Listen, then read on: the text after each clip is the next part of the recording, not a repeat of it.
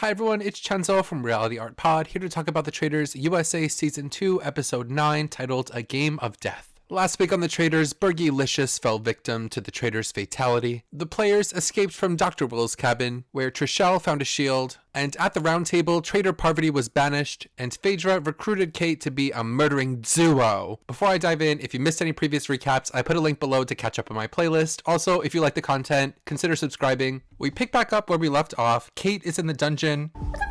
Phaedra arrives to offer her the position as the new traitor. Hello, Kate. I think you'll make a crazy cool killer with me. So Crazy Cool Kate is the new traitor. They instantly have to go to the turret to murder. They go over their options. Kevin because his eye-twitching argument at the round table. Peter for being a dictator. And Trishelle because she has notes on Phaedra. Oh my God, throw your notebook away with your little funny hats. The next day at breakfast, Kate is wearing gorgeous gold pants. CT arrives and is not a fan of Peter's game. Smoke and mirrors, the politics, the booby trap. MJ calls out Kate for not being herself at breakfast, and Kate resents being called out. The light in Kate's face is not totally there. This is why I don't smoke marijuana. I get paranoid. Pass the eggs. I'm like, did I say that like a traitor? Did I say that like a faithful? The murder comes down to Trishelle, who has a shield and can't be murdered, and Kevin, and Trishelle enters, flashing back to the traitors, deciding to pick Kevin and break up Peter's group. This was a good decision from them because of the people they were considering, Kevin never went down into the tunnels in the challenge and couldn't have a shield. So Kevin gets his murder letter. You've been murdered. Do I get to keep this? And we have to say goodbye to Kevin here, who was one of the more random and lesser known people on the cast. I always felt like he was on the show more for exposure than to really win, where his personality on Blank Empire is that he's trying to have an acting career and he's trying to date. But here on this show, I feel like he struggled to find his footing of like what he was really trying to accomplish. I feel like the show is consistently trying to paint him out to being foolish. There was a scene where they were highlighting him eating like liquid off of a plate with a fork, and he really did make an ass out of himself, especially at the round table on multiple occasions. With all that being said, I will give him credit that he was actually playing a pretty good game, where he ends up in a 5-person alliance with 4 other faithful. He also votes correctly for the banished player every week except for the week that him and Peter decided to vote for each other. I also feel like getting murdered is a more respectable way to go out than getting banished. His downfall ends up being that he called Kate annoying and then she became a traitor and murdered him instantly. After the murder, Trishelle reveals to the group that she had the shield. Alan enters in a plaid jacket and scarf to match. This outfit was missing a hat or a fascinator. He eulogizes Kevin up in heaven and tells the group to meet him outside and don't be late or he'll be cross. In the kitchen, Phaedra and CT try to convince Trishelle that Peter is a traitor. She defends Peter, but they don't want to hear it. Peter didn't want to get murdered. John tells Trishy that they need to stick together and get 2 votes to flip over to their group. He asks her if he thinks they're doomed, and she says yes.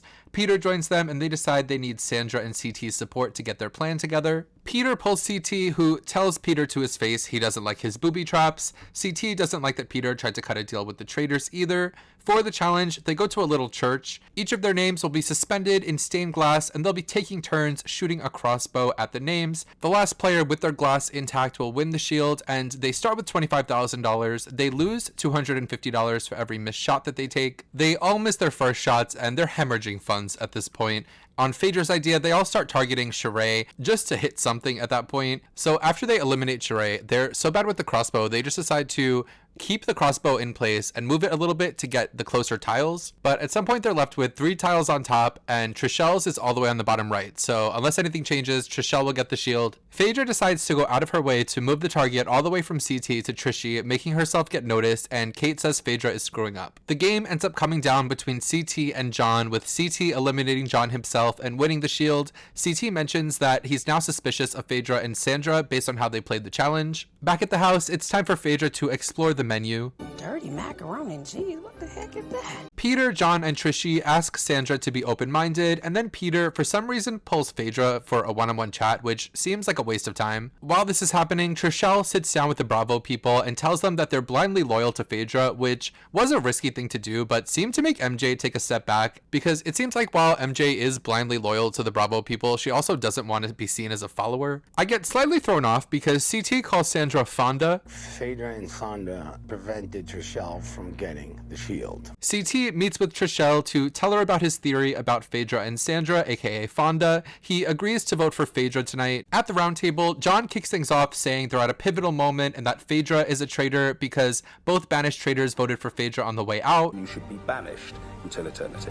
Phaedra turns on by this, telling John she's happy that he's not God then, and saying Peter pulled her aside to ask her to work with him, and she tells Peter, This is not The Bachelor, and I don't have to kiss your ass for a rose. CT then does a demonstration using a visual aid, drawing a recreation of the challenge to call Phaedra out for what she did to Trishelle. Trishelle even snatches CT's demonstration to further prove the point. Then the time for talk is over. Let's get to the votes. So we had 4 votes for Peter, with Phaedra, Sandra, Sheree, and Kate voting for Peter. Peter, Trishelle, CT, and John vote for Phaedra. The final vote comes down to MJ, and as she's turning the card around, it's a cliffhanger. So we're left wondering who MJ voted for. I think the chances that she voted for someone other than Peter or Phaedra are low. I think that would be worth the cliffhanger, like a tie. Ooh, fun. But I just feel like it makes no sense for MJ to go against the Bravo people at this point. Like, to jump ship on your friends and lose their trust, to be on the bottom of a 5-person alliance with the Peter pals. I just don't see how she doesn't vote for Peter here. So I think she's going to vote for Peter. Peter, banished. You dead. The common thought here is that Phaedra will get banished after that as well. I feel like at this point, Phaedra has already lost the game. It makes more sense for them not to banish her than to banish her. The Peter pals have to break up the Bravo alliance, and if they want to do that, I think that they should start with Sandra. Sandra has camouflaged herself as a Bravo person. She is a Survivor person. I think there's a chance they can get the Bravo people to turn on Sandra. I hope not though, because I'm rooting for Sandra to win right now. So that's all to say about this episode. Let me know in the comments, who do you think will be murdered and banished next episode? Also, we're getting to the end. I want one name